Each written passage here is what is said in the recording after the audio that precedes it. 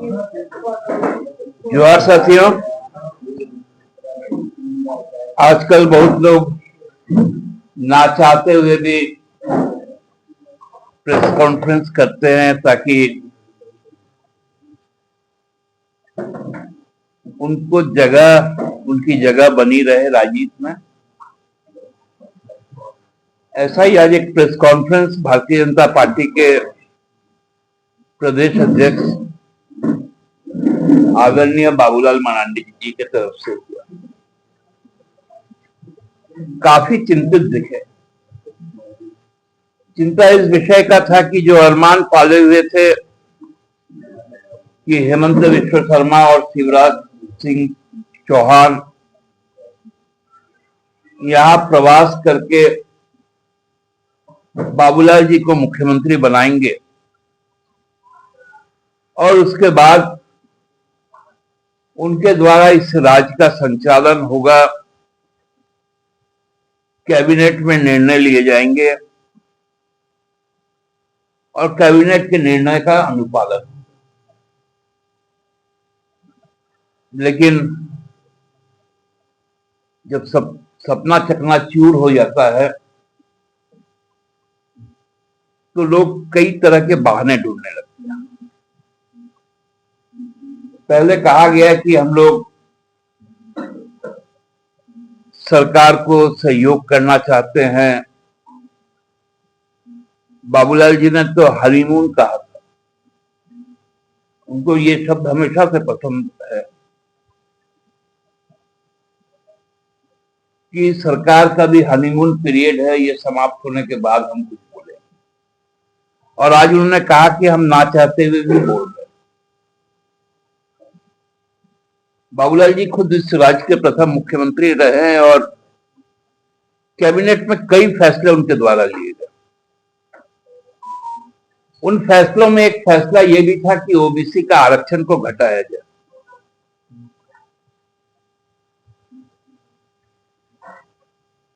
उसी तरह विगत 7 जनवरी को हेमंत बाबू के कैबिनेट ने एक फैसला लिया कि भाई कई राज्यों में राज्य सरकारें अपने मर्जी से अपनी समझ से पुलिस के सर्वोच्च पदाधिकारी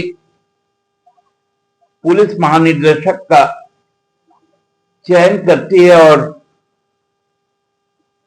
पदस्थापन करती है। ये केवल झारखंड में लिया गया फैसला नहीं, हमारे पड़ोसी कई राज्यों में, चाहे वो पश्चिम बंगाल हो, चाहे वो उड़ीसा हो, चाहे वो बिहार हो,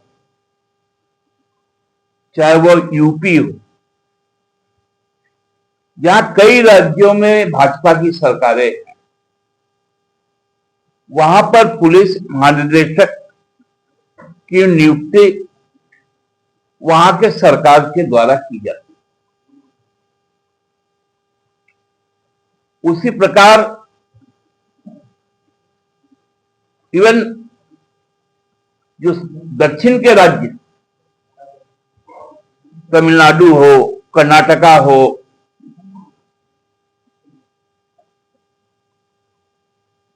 आपको आंध्र प्रदेश हो, तेलंगाना हो, केरला हो, वहां पर भी की जाती है।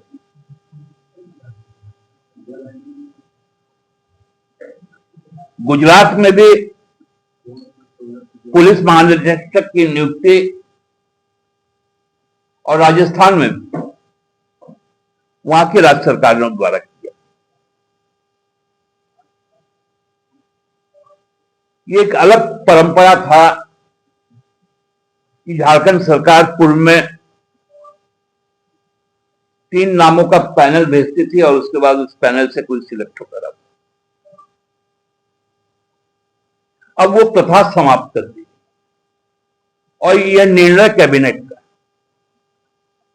और कैबिनेट का निर्णय इसलिए है क्योंकि इस कैबिनेट को जनादेश प्राप्त। आपको नहीं है बाबूलाल जी,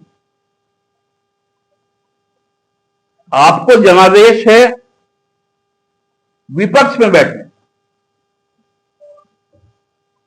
साथ साथ जनादेश ये भी है, और आप सुप्रीम कोर्ट का हवाला दे रहे थे। सुप्रीम कोर्ट ने कहा कि भाजपा को नेता प्रतिपक्ष चुन लेना चाहिए। बाबूलाल जी, सुप्रीम कोर्ट के कहने के बाद आप नेता प्रतिपक्ष क्यों नहीं बना पा रहे? हमने तो डीजीपी बनाया, कैबिनेट का डिसीजन। अभी सत्र भी आउट हो गया, इसी महीने से 24 तारीख से शुरू होगा।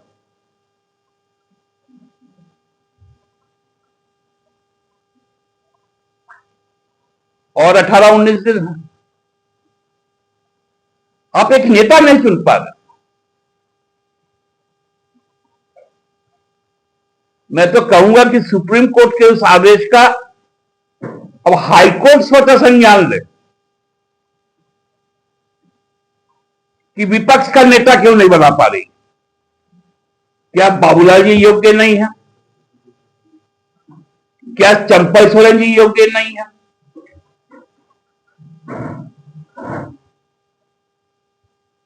क्या सीपी सिंह जी योग्य नहीं है?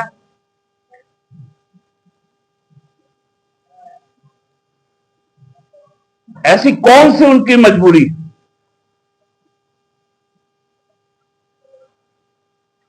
उनकी पार्टी राष्ट्रीय अध्यक्ष नहीं चुन पा रही है, यहां विधायक दल अपना नेता नहीं चुन पा रहा,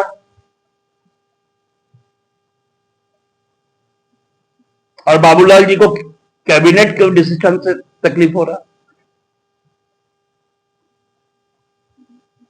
आज अखबार में पढ़े, मुख्यमंत्री ने केंद्र सरकार को ब्यौरा भेजा था 1,36,000 करोड़ का। सार्वजनिक रूप से सरकार और पार्टी ने बताया था कि 1,36,000 करोड़ रुपए किस चीज का है। आप उस पर फिर से बोलते हैं, क्योंकि वो आपको बने रहना है अखबार में, 2 कॉलम न्यूज आ जाए, टीवी में 30 सेकंड से लेकर 90 सेकंड तक आपको दिखाया जाए।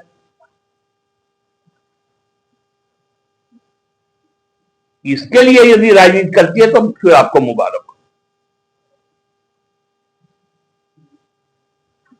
आप बताइए, आपको कैबिनेट में आप ओबीसी आरक्षण क्यों घटा दिए?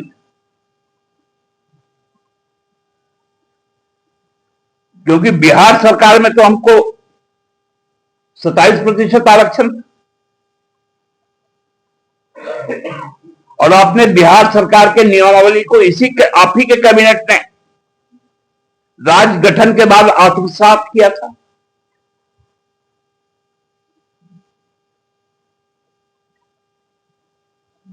उनको मलाल कैबिनेट ना फॉर्म करने का, क्योंकि जो उनको आसाम से और दिल्ली और मध्य प्रदेश से जो आए थे और चुनाव को जिता दिए थे, उस चुनाव तो हार गए। अब उनको कैबिनेट नहीं। मैं भारतीय जनता पार्टी के राष्ट्रीय नेतृत्व से